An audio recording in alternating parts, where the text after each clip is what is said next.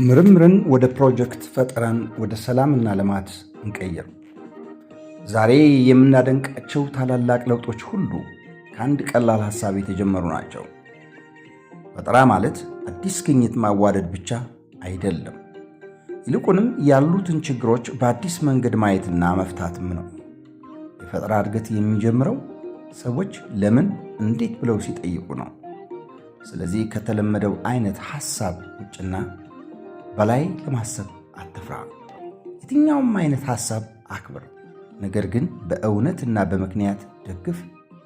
በምክንያትና በእውነት ደግሞ ተቃወም። ችሎታህን አሳድግ።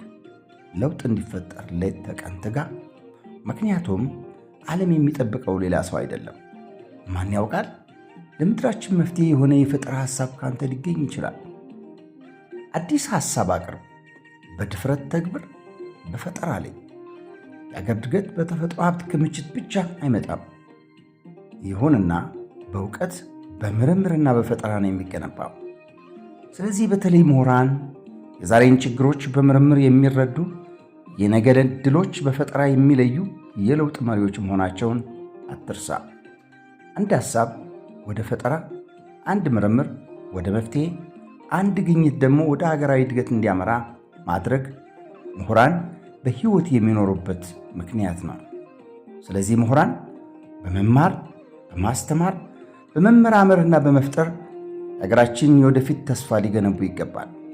ዕውቀትን ወደ ተግባር፣ ምርምርን ወደ ፕሮጀክት፣ ፈጠራን ወደ ሰላምና ልማትን ቀይር። ጉዞ ወደ ልቀት።